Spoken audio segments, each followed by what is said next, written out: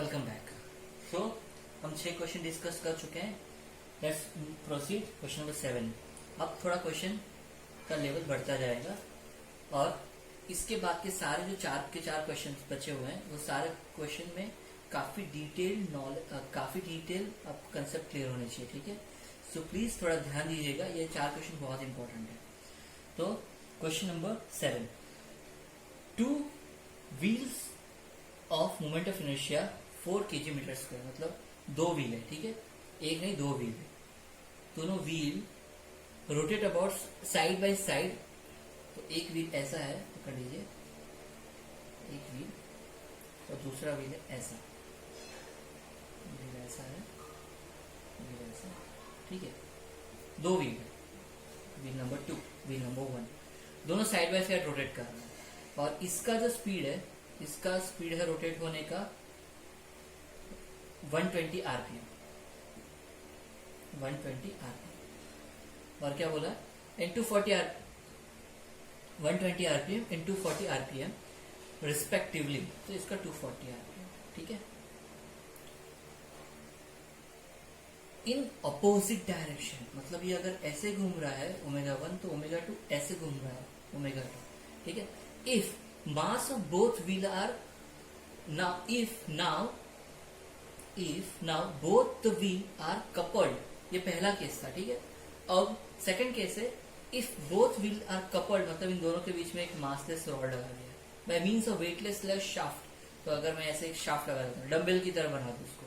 ठीक है, so that both the wheels are now rotate in the common speed. Obviously अगर आप 2 ऐसे व्हील लगा, पहले 2 अलग व्हील थे, दोनों अलग घूम रहे हैं, फिर एक साथ घूम रहे तो एक ही डायरेक्शन में घूमेंगे। With both this are rotate about with the common angular speed. तो वो एंगुलर स्पीड कितना है वो निकालना। वीडियो पॉज कीजिए, क्वेश्चन अच्छे से समझिए, डायग्राम बनाइए जो आप रफली बना सकते हो, फिर आगे बढ़िए। ठीक है, चलो तो मैं अज्यूम करता हूँ आपने कुछ डायग्राम बनाया होगा, और अब मैं गिवन डेटा और डायग्राम बनाता हूँ जिससे आपको काफी क्लियर हो जाना चाहिए कि क्वेश्चन क्या है। क्योंकि बहुत लोगों को अभी तक क्वेश्चन नहीं समझ में आया है। सो आई अज्यूम दैट कि आपने अगर थोड़ा एफर्ट लगाया तो आपको समझा होगा।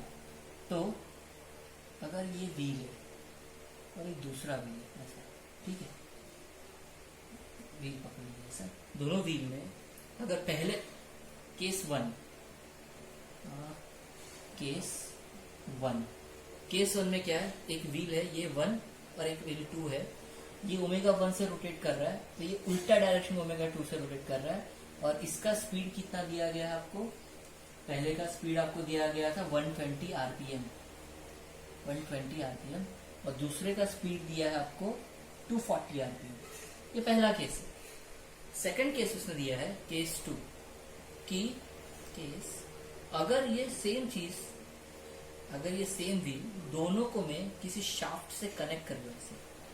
ठीक है, अज्यूम कर लो एक शाफ्ट है ऐसे जिससे मैंने इसको कनेक्ट कर लिया, एक डम्बल जैसा पकड़ लो। अब ये किसी एक डायरेक्शन में रोटेट कर रहा है, तो अगर आप ऐसा पूरा शाफ्ट रोटेट होगा ना, ये पूरा का पूरा डम्बल ऐसे रोटेट कर रहा है इसके अबाउट ओमेगा, तब इसकी स्पीड क्या है एंड, तो इसका एंड डैश कितना है, 2 व्हील सेम। ठीक है, दोनों का मोमेंट ऑफ इनर्शिया हमारे पास आ जाएगा। ठीक है, मोमेंट ऑफ इनर्शिया दिया है दोनों सबका, तो बेसिकली सबका मोमेंट ऑफ इनर्शिया एक ही है, I = 4 kg मीटर स्क्वायर। तो ये तो हमें दिया गया। तो क्वेश्चन ये है कि अगर इसको मैं कपल कर लूं तो इसका जो चेंज इन स्पीड है, मतलब ये स्पीड कितना बदल जाएगा। समझ रहे हो, पहले क्या था, 120 पे घूम रहा था, ये 240 पे घूम रहा है, ये उल्टी डायरेक्शन में घूम रहे, कपल डायरेक्शन में घूम रहे, एक ऐसे घूम रहा है, एक ऐसे घूम रहा है, एक ऐसे घूम रहा है। लेकिन अभी क्या हो रहा है, दोनों साथ में घूम रहे हैं ऐसे, तब इसका स्पीड कितना है। तो इसको टारगेट करने के लिए, इसके सोल्यूशन को टारगेट करने के लिए आपको पता होना चाहिए कि क्वेश्चन का बेसिक क्या है। क्वेश्चन का बेसिक है कि यहाँ पे हम सर्कुलर मोशन का चेंज देखना चाह रहे हैं, और जब भी हम सर्कुलर मोशन का चेंज देखना चाह रहे हैं हम बात करते हैं एंगुलर मोमेंटम की, क्योंकि यहाँ पे चेंज क्या हो रहा है, मोमेंटम। तो अगर मैं इस केस की बात करूं तो इससे रिलेटेड एक L1 मुझे मिलेगा I⍵1। ठीक है, इससे रिलेटेड मुझे मिलेगा L2 I⍵2। मैं इसी में लिख रहा हूं ताकि आपको समझने में आसानी हो। ठीक है, I⍵2। अब ये पूरा कपल्ड है, तो इसका L एक ही होगा, L डैश, और वो है I⍵डैश। अब देखो, ये दोनों केसेस में are we changing this disc? No, we are not changing this wheel, sorry, ये व्हील तो हम चेंज कर नहीं रहे। तो मोमेंटम बिफोर एंड आफ्टर तो सेम होना चाहिए। ये तो हमारा प्रिंसिपल है, बेसिक प्रिंसिपल। कंजर्वेशन मोमेंटम का लॉ क्या कहता है? तो बेसिकली मोमेंटम हियर, हम टोटल मोमेंटम निकालेंगे, इन दोनों का mix momentum is equal to this momentum. तो अगर डेल्टा एल आप इसका निकालते हो तो क्या आएगा? L2 माइनस L1 क्या आएगा? आई ओमेगा 2 माइनस ओमेगा 1। आई सेम है इसलिए, और इसका L एक ही है। देखो, टोटल चेंज इन मोमेंटम, यहाँ पे जो चेंज इन मोमेंटम है हमने दोनों व्हील को कंबाइन करके निकाला, इसलिए है। This should be the same as the new momentum what we have when we are combining them with the massless rod. चलो, तो अब हम इसका सोल्यूशन देखते हैं, ठीक है। सो सोल्यूशन में क्या आएगा? Momentum when wheels are not connected, so L2 minus L1 which is delta L। Okay, so delta L is equal to कितना है? I omega 2 minus omega 1। ये आ गया। अब this is when not connected, what if wheels are connected? L dash is equal to I omega dash, ठीक है। So what does the conservation momentum says? Momentum before and after should be the same। मतलब basically हम दो ही wheel है हमारे पास। पहले हम दोनों का सेपरेटली बात कर रहे थे, अब एक साथ करके बात कर रहे हैं, ठीक है। तो ज्यादा कंफ्यूजन की बात नहीं है। ये जो L dash है वो universal to both of them है, हम सेपरेटली L नहीं निकाल रहे। So please do not get confused in these things। So अब L dash इज इक्वल तो क्या आना चाहिए? आपका L dash है डेल्टा L। L dash आपका क्या है? I omega dash is equal to क्या आना चाहिए? I omega 2 minus omega 1। चलो, तो I आपका आपका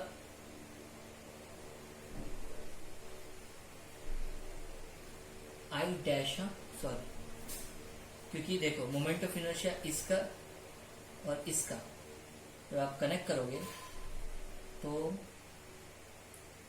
ये मोमेंट ऑफ इनर्शिया आपका इसका आई है, इसका आई है। तो अभी आप टोटल मोमेंट ऑफ इनर्शिया आपका आई प्लस आई है। जब पहले बात कर रहे थे तो पहले सेपरेट था। मैं पहले जब बात कर रहा था इस केस की बात कर रहा था, इस केस में आई, इसका आई ओमेगा 1 है और इसका आई ओमेगा 1 है, इसका आई ओमेगा 2 है, और ये चेंजिंग मोमेंटम निकाला है, ठीक है। और इसमें जो मोमेंटम है दोनों एक साथ घूम रहे हैं, इसीलिए आपको L डैश जो मिलेगा वो आई प्लस आई ओमेगा डैश मिलेगा, ठीक है। हम इसके बारे में देखते हैं। चलो, तो आपका I dash omega dash is equal to I omega 2 minus omega 1 आना चाहिए। आई डैश क्या है? दोनों का combined, so I plus I. Omega dash is nothing but 2 pi N dash. I is equal to I, ठीक है, 2 pi n2 minus n1, ठीक है। डायरेक्टली मैंने किया है, प्लीज समझिए। ये 2 पाई कैंसिल हो गया। अभी ये 2i n dash is equal to क्या है? i n2 minus n1। I cancel हो गया, so n dash is equal to n2 minus n1 by 2। और n2 माइनस n1 तो हमें पता है 240 माइनस 120 डिवाइडेड बाई 2, तो बेसिकली 60 RPM, ठीक है। क्वेश्चन आसान था, इतना कोई डिफिकल्ट नहीं था, ठीक है। अगर आपको क्वेश्चन नहीं समझा तो प्लीज एक बार वीडियो पॉज कीजिए और इसको रिवाइज कीजिए, ठीक है। चलो नेक्स्ट क्वेश्चन आगे बढ़ते हैं। So question number 8।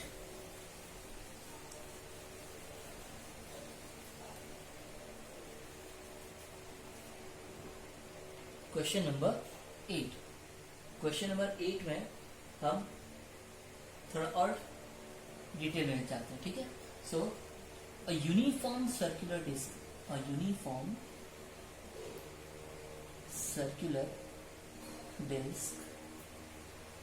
with its plane horizontal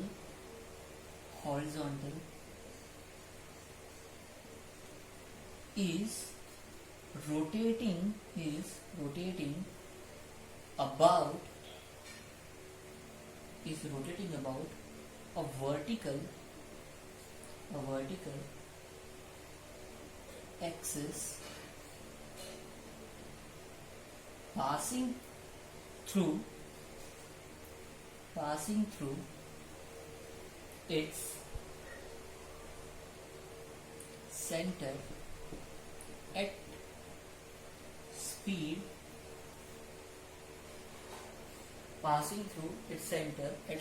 of 180 rpm. A small piece of wax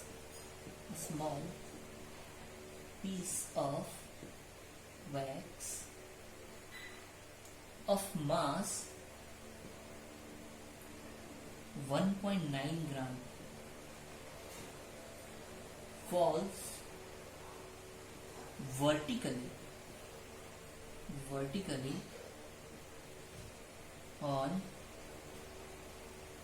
the disc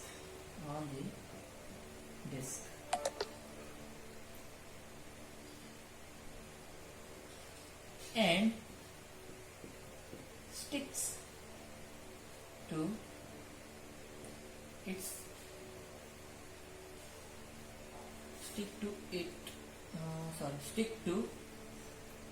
it at a diameter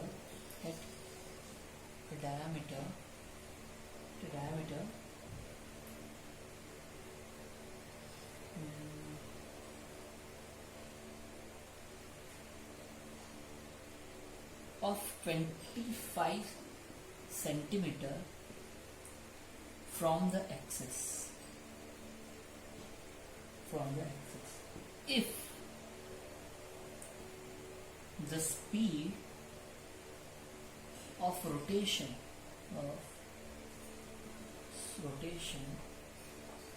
is now reduced to 60 rpm. Calculate moment of inertia of disc. Calculate moment of inertia of disc. ठीक है.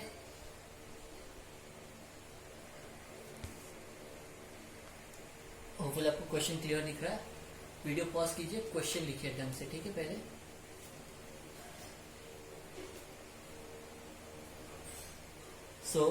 Question आपका है कि a uniform circular disc with its plane horizontal is rotating about a vertical axis passing through its center at a speed of 180 rpm.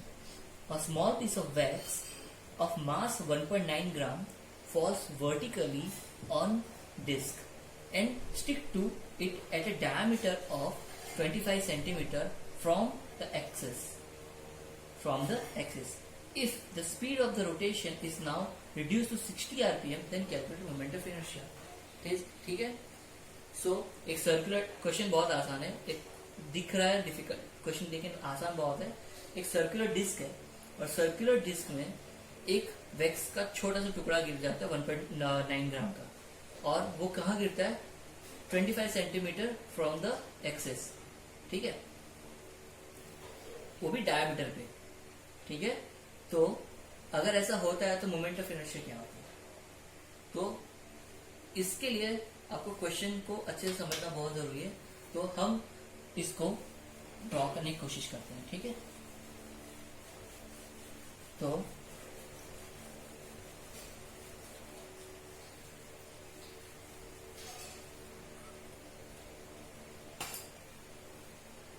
Given data में पहला आपका RPM कितना था? 180 आरपीएम. ठीक है. कन्वर्ट करो आरपीएस में, कितना आना चाहिए? 180/60.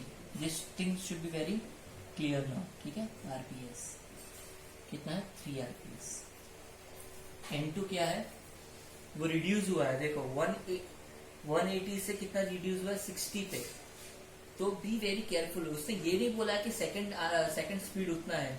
If the speed of rotation is now reduced, if speed reduced to 60 rpm, अगर ये बोला गया है तो क्या करना है, तो N2 आपका है वो कितना था, 180 से 60 पे रिड्यूस हुआ है, तो 180 माइनस 60 करना है, तब जाके आपको N2 मिलेगा। Be very careful here. तो यहाँ पे आपका 120 आरपीएम आएगा, 120 बाई 60, तो कितना आना चाहिए, 2 आरपीएस। ठीक है, तो आपको दोनों स्पीड मिल गई।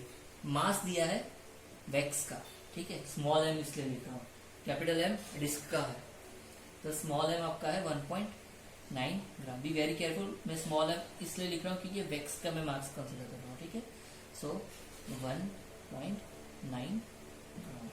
ठीक है, सो ग्राम को केजी में कन्वर्ट करो, 1.9 × 10⁻³ केजी। और क्या है, एच दिया है, मतलब अगर आपके पास डिस्क ऐसा है, ठीक है, और यहां से आप यहां पे ऐसे गए हो, तो ये बोलने की कोशिश कर रहे हैं कि moment of inertia of disc about vertical axis और about the same axis with wax, मतलब आप कहीं वैक्स आपका गिरा है 25 सेंटीमीटर अपार्ट, ठीक है, तो आप लिख सकते हो उसको यहाँ से ऐसा कहीं पे, यहाँ पे मास यहाँ भी लिख सकते हो, यहाँ भी लिख सकते हो, कहीं भी लिख सकते हो बेसिकली। ठीक है, तो कन्वेंशन के लिए जस्ट टू मेक श्योर कि आप समझे, मैं सेंटर में बना रहा हूँ, फिर हम इसको चेंज करने वाले हैं। ठीक है, ये डिस्क ऐसे रोटेट कर रहा है, ये अपना डायमीटर है इसका, ठीक है, ये डायमीटर ऐसा है और ऐसे रोटेट कर रहा है। ठीक है, मेगा, तो वैक्स कहीं लेट सपोज यहाँ गिर गया कहीं, तो उसके अबाउट आपका मोमेंट ऑफ इनर्शिया कितना है वो निकालना है, तो ये हमें निकालना है। तो इसका हमें मोमेंट ऑफ इनर्शिया पता है, तो एनी एक्सिस इसलिए एक्स लिखता हूँ मैं, और ये हमारा अबाउट द सेंटर इसलिए आई सी लिखता हूँ। तो इस कैलकुलेशन में हमें आई सी पहले पता होना चाहिए, और ये आपको डायग्राम देख के समझ गया होगा कि हम क्या करने वाले हैं, correct, parallel axis theorem use करने वाले हैं। ठीक है, तो चलो आगे बढ़ते हैं। तो करना क्या है, सबसे पहले मुझे आई एक्स निकालना है। तो समझ में आ गया, अगर इतना समझ में आ गया है तो याद रखिए जो आई सी हमारा है वो अबाउट द सेंटर है, और आई एक्स हमारा अबाउट वैक्स एक्सिस है, तो ये जहां पे वैक्स की रहा है बेसिकली। ठीक है, चलो मैं इसको रब करता हूं और आगे बढ़ता हूं।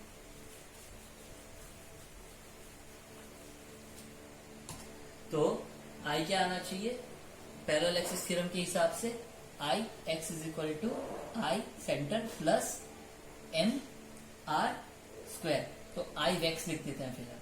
ठीक है, आई सी प्लस आई वैक्स। तो अभी एक बात बताइए मुझे, यहाँ पे ये क्या होगा पैरेलल एक्सिस के हिसाब से, आई वैक्स क्या आना चाहिए, I C plus M H square लिख दीजिए, या फिर कोई भी डिस्टेंस स्क्वायर लिख दीजिए। देखो किसकी बात कर रहा हूं, यहाँ पे ऐसे था, ये एक्सिस के अबाउट हम बात कर रहे थे। ठीक है, सॉरी मैं वापस बना देता हूँ।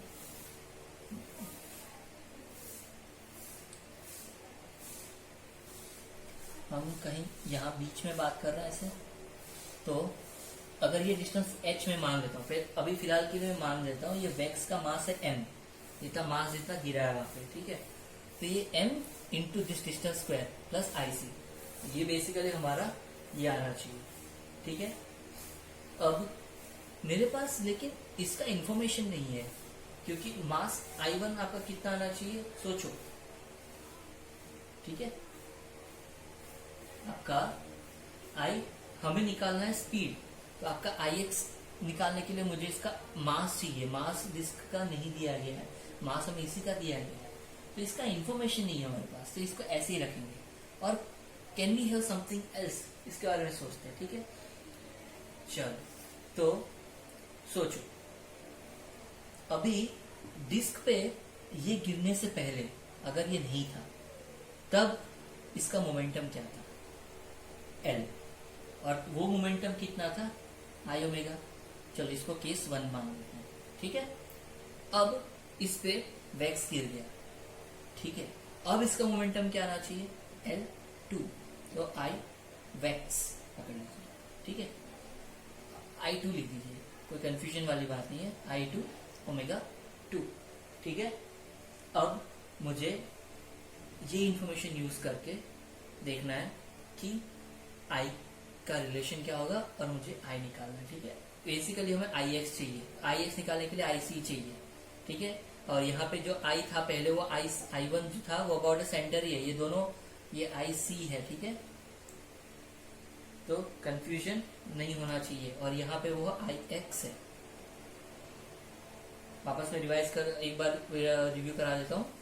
अगर वेक्स नहीं था पहले तो moment of inertia about this I, तो आई सी है about the centre.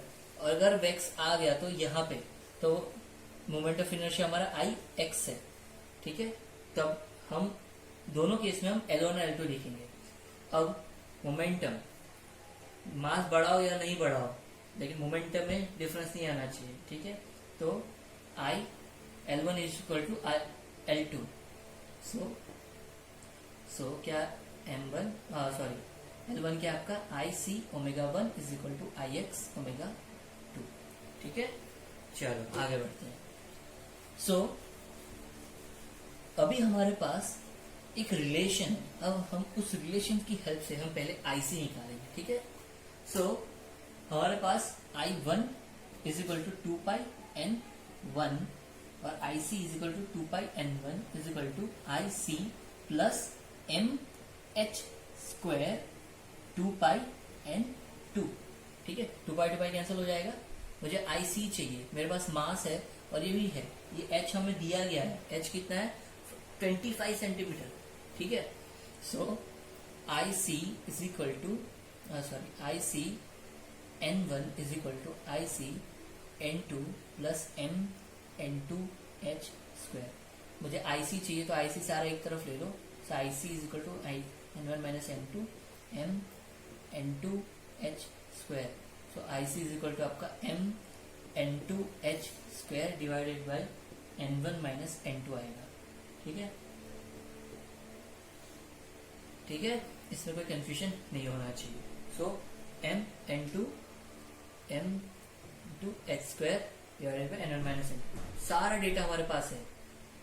Mass of the wax 0.25 कितना है 1.9 किलोग्राम। सो 1.9 इंटू 10⁻⁴ 1.9 ग्राम को कन्वर्ट करो केजी में। N2 हमारे पास है, N2 है आपका कितना,